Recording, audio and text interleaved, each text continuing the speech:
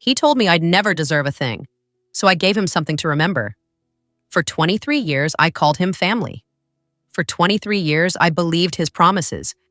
And for 23 years, he was planning to throw me away like garbage. My Uncle Richard didn't just break a promise, he broke me. But what he didn't know was that I'd been watching, learning, and when the time came, I'd be ready to show him exactly what he deserved. I was 8 when my parents died in that car accident.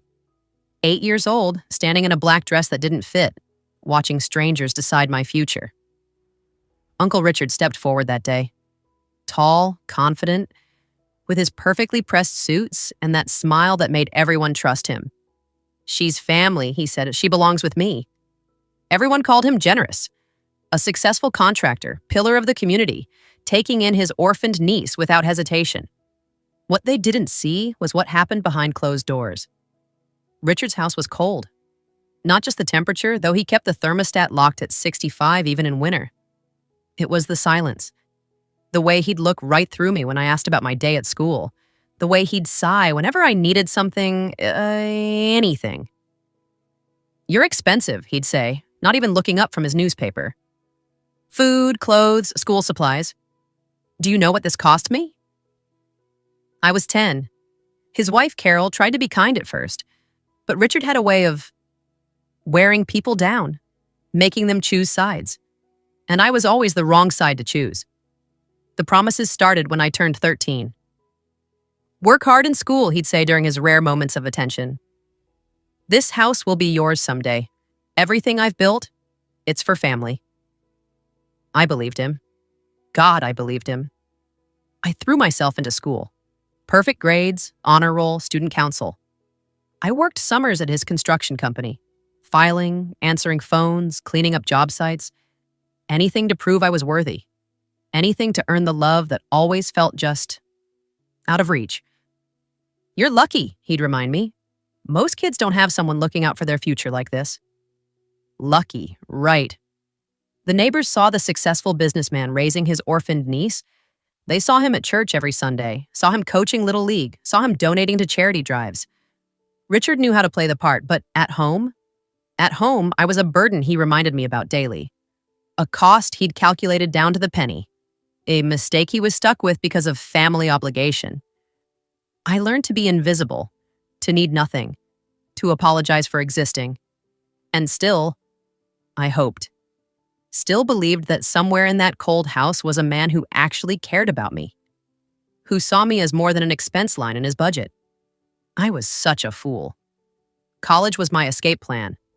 I'd worked every summer, saved every dollar, applied for every scholarship I could find. When I got accepted to state with a partial scholarship, I thought Richard would be proud. Instead, he was calculating. Room and board, books, meal plans. He had his calculator out before I'd even finished telling him the news. That's still $12,000 a year I'm covering. For 4 years. "I can get loans," I said quickly. "Or work more hours, save up." "No." He waved his hand dismissively. "I said I'd take care of you, and I will. But you better make this count. Business degree, something practical. None of that art therapy nonsense you were talking about." So I studied business. Because Richard said so. Because I was grateful. Because I still believed his promises mattered. College was freedom. For the first time in my life, I wasn't walking on eggshells. I made friends, real friends who didn't see me as a charity case or a burden. I dated. I laughed without checking to see if I was being too loud. I called home every week like a good niece should. Richard's conversations were always brief, always about money. "Tuition's due next month. Your meal plan is more expensive than we discussed. Carol needs new tires, so don't ask for spending money." But I was happy. Finally, genuinely happy. Senior year, I met David. Sweet, funny David with his terrible jokes and his patient way of listening to all my family drama. When I brought him home for dinner, Richard interrogated him like a potential business partner. "What's your major? What kind of job prospects? You planning on supporting my niece in the style she's become accustomed to?" David handled it perfectly. Respectful but not intimidated. After dinner, Richard pulled me aside. "He seems adequate," he said, which from Richard was practically a glowing endorsement. I graduated summa cum laude. Richard and Carol came to the ceremony, sat in the back, left right after I walked across the stage. No dinner, no celebration, just a handshake, and now the real work begins. But I was fine with that because I had a plan. David and I moved to Portland. I landed a job at a marketing firm, entry level, but with room to grow. We got a tiny apartment that we could barely afford, but it was ours. We were building something together. Every few months, Richard would call. Updates about the house, the business, the neighborhood. And always, he'd work in the reminder. "Don't forget, all this will be yours someday. The house, the business accounts, everything. You're my heir, kiddo." Kiddo? After all these years, he still called me kiddo. I started to believe things were changing between us. That maybe he'd softened. Maybe he was actually proud of what I'd accomplished. When David proposed, I called Richard first. Before my friends, before anyone. "That's good," he said after a long pause. "You'll want to have the wedding here, of course. In the backyard. Carol's good at organizing that kind of thing." A backyard wedding? At his house, where I'd grown up feeling unwelcome. But it was family. It was home. And maybe it was his way of finally accepting me. The call came on a Tuesday morning in March. I was at work, reviewing campaign proposals, when my phone buzzed with Richard's number. "We need to talk," he said. No hello, no small talk. "Can you drive up this weekend? Is everything okay? Is Carol?" "Just come up, Saturday morning, and bring David." The drive to Richard's house felt different this time. Heavier. David kept asking if I was okay, and I kept saying yes, but something in my uncle's voice had set off every old anxiety I thought I'd put behind me. The house looked the same. Perfectly maintained lawn, spotless driveway, American flag hanging from the front porch. Richard answered the door in his weekend clothes, khakis and a polo shirt that probably cost more than my monthly grocery budget.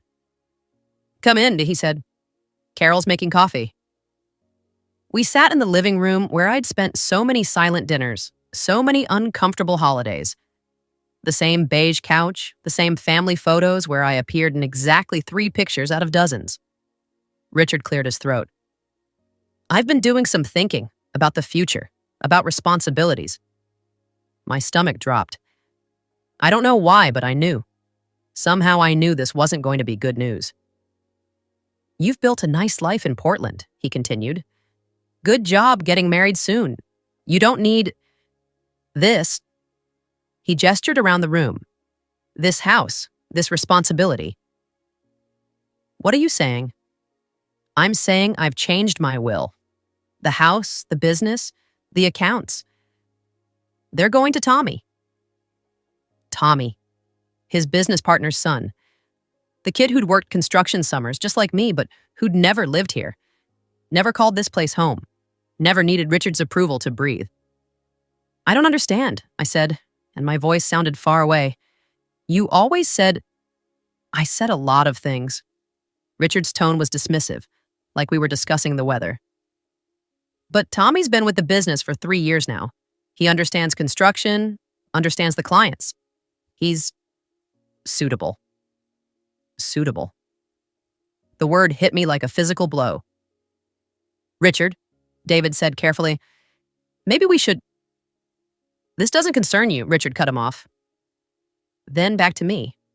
"You'll be fine. You've got your college degree, your job, you don't need handouts anymore." Handouts. 23 years of my life reduced to handouts. "But you promised," I whispered. "I provided for you when you needed providing. You got an education, a start in life. That's more than most kids get." Most kids, not family, kids. Carol appeared in the doorway with a coffee tray, took one look at my face, and quietly disappeared again. I started, then stopped. What was the point? I thought I was family. "You are family," Richard said, but his voice was already moving on, already done with this conversation. "You'll always be my niece, but family doesn't mean I owe you my life's work." The room was spinning. 23 years of trying to earn his love, his approval, his acceptance. 23 years of believing I belonged somewhere, and in 30 seconds, he'd erased all of it. Tommy's a good kid, Richard continued, like he was explaining a business decision to a client. He's got potential. He'll take care of this place properly. Take care of this place. The place where I'd lived for 15 years. Where I'd done homework at the kitchen table. Where I'd learned to drive in the driveway. Where I'd believed, stupidly, naively believed, that I was wanted. When? My voice came out as a croak. When what? When did you decide? That I wasn't suitable? Richard actually had the nerve to look annoyed. It's not personal, it's practical. Tommy's got the skills, the interests, the what that I don't have. He was quiet for a long moment, then he fits. 2 words. 2 words that explained 23 years of coldness, of conditional love, of always feeling like I was auditioning for a role I'd never get to play. I stood up. My legs felt unsteady, but I stood up. Okay, I said. Okay? Okay, I understand. I looked around the room one last time, at the photos that barely included me, at the furniture I'd never been allowed to sit on as a child, at the life I'd thought would someday be mine. We should go, I told David. Wait, Richard said, and for a split second I thought he might take it back. Might realize what he'd just done. There's something else. Something else. Of course there was. Your parents' life insurance money. The money I've been managing for you? I used it. For your college, your expenses growing up? It's gone. The room tilted. That was my money. My parents left that for me. They left it for your care, and I provided your care. The money went where it was supposed to go. $50,000. My parents' final gift to me, the one thing that was supposed to be mine no matter what. Gone. I walked out of that house with nothing but the clothes on my back and the boy who loved me. Richard didn't even get up from his chair. In the car, David held me while I sobbed. Not pretty crying, ugly, broken sobbing that came from somewhere deeper than disappointment, from the place where hope goes to die. We'll figure this out, David whispered. We don't need him. We don't need any of this. But he was wrong. I did need it. I needed to believe I'd belonged somewhere. I needed to believe that 23 years of trying had mattered, and Richard had just told me they didn't. The anger came later, after the grief, after the shock, after the crushing realization that I'd spent my entire adult life trying to earn something that was never going to be mine. It started small. I couldn't sleep, couldn't focus at work. I kept replaying that conversation, looking for signs I'd missed, clues that this was coming. And slowly, very slowly, I started remembering things. Richard's business trips that lasted longer than they should have. His insistence on handling all the finances, all the paperwork. The way he'd gotten defensive whenever Carol asked about specific accounts or expenses. I'd worked in his office for 3 summers. I'd filed those papers, answered those calls, organized those contracts. And now with adult eyes and a business degree, some things weren't adding up. So I started digging. It wasn't hard. Richard had taught me to be thorough, to pay attention to details. He just never thought I'd use those skills on him.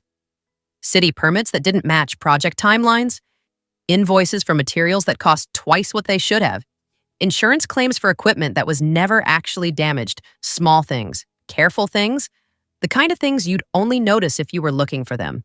But I was looking now. I reached out to Maria Santos, Richard's bookkeeper from when I was in high school.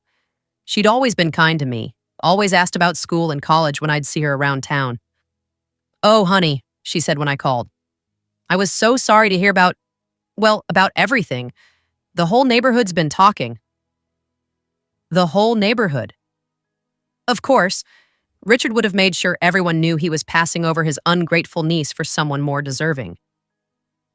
"Maria," I said carefully, "do you remember anything unusual about the books? When you were working for him?" There was a long pause. "Why do you ask?" "Because I think he's been lying about more than just the will." Another pause. Then, Can you meet me for coffee? We met at a diner 2 towns over. Maria looked older, more tired than I remembered. She ordered black coffee and didn't touch it. I probably shouldn't tell you this, she started. But after what he did to you, God, that man has no conscience. She told me about the discrepancies she'd noticed, the cash payments that never got reported, the double billing on city contracts, the way Richard would insist on handling certain accounts personally, never letting her see the full picture. I tried to bring it up once, she said. Asked him about some invoices that didn't make sense. He fired me the next week, said I was getting too old, making too many mistakes. But Maria was smart. She'd kept copies. Not out of malice, out of caution. I knew something wasn't right. I needed this job, you know. I have grandkids to think about. The evidence was damning. Years of tax evasion, fraudulent insurance claims, overcharging on municipal contracts. Richard hadn't just gotten rich. He'd stolen his way there. What are you going to do? Maria asked.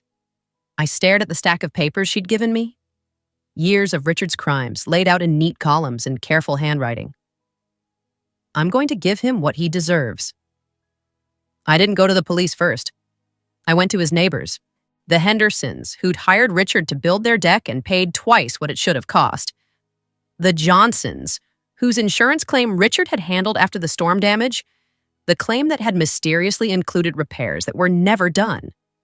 Mrs. Patterson, the widow who'd trusted Richard to manage her late husband's construction business. The business that had somehow transferred into Richard's name after a series of accounting errors and misunderstandings. One by one, I showed them the documents, explained what they meant, watched their faces change as they realized how thoroughly they'd been cheated. He seemed so trustworthy, Mrs. Patterson said, her voice shaking. He spoke at Harold's funeral, said he'd take care of everything. He did take care of everything, I replied. He took care to steal it all. The city council meeting was on a Thursday night. I'd never spoken at one before, never wanted to, but I sat in the front row with my folder of evidence and waited for public comment period. When they called my name, I walked to the podium with 23 years of silence finally ready to break. My name is Sarah Mitchell, I began. Some of you knew my parents, Jim and Linda. Some of you know my uncle, Richard Coleman, who raised me after they died. Murmurs through the crowd. Richard was in the back, Carol beside him, both of them looking confused and slightly annoyed that I was taking up their evening. I'm here tonight to talk about fraud, about theft, about a man who's been stealing from this community for over a decade while pretending to be one of its pillars. The murmurs stopped. The room went dead silent. I laid it out methodically. The false invoices, the insurance fraud, the tax evasion. I had documents, witnesses, a paper trail that led straight back to Richard Coleman Construction. By the time I finished, Richard had gone white. Carol was staring at him like she'd never seen him before. These are serious allegations, the council chair said.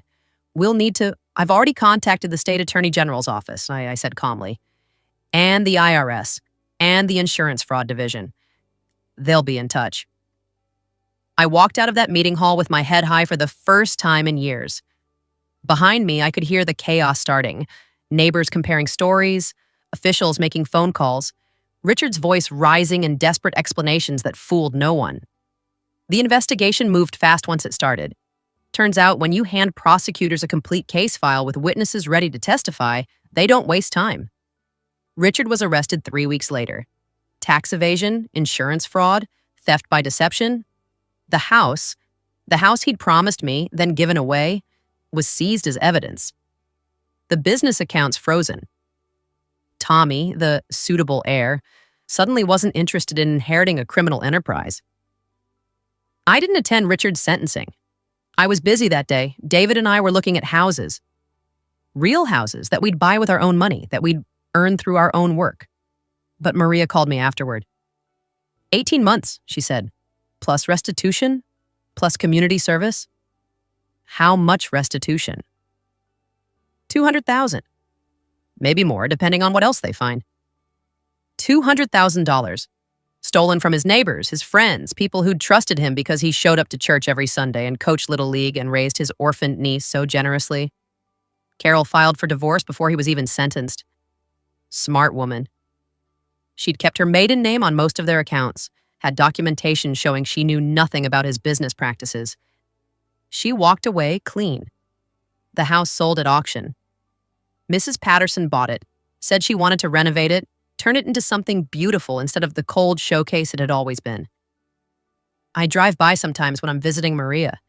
The new owners painted it yellow, planted flowers in the front yard where Richard used to obsess over his perfect grass. There are toys on the lawn now, a swing set in the backyard. It looks warm. Richard lost everything, his business, his reputation, his freedom. The man who'd spent 23 years reminding me how expensive I was, how much I cost him, how little I deserved. He learned what it felt like to lose it all. But here's the thing about revenge. It's not the dramatic, satisfying moment you imagine. It's not standing over your enemy while they beg for mercy. It's quieter than that. Smaller. It's lying in bed next to the man you love, in the house you bought together, knowing that everything you have, you earned. It's never having to perform gratitude for basic human kindness. It's never again wondering if you're worthy of love. Richard thought he was teaching me my place in the world. Small, grateful, dependent. Instead, he taught me that I don't need a place in anyone else's world. I can build my own. The best revenge isn't destruction. It's peace. It's building a life so full and true that the people who tried to diminish you become irrelevant. He told me I'd never deserve a thing. But what he never understood was that I'd never needed his things. I'd only needed his love. And once I stopped needing that, once I stopped performing for his approval, I realized I already had everything that mattered. He left me nothing. But in the end, I left him with nothing too. And somehow that felt exactly right.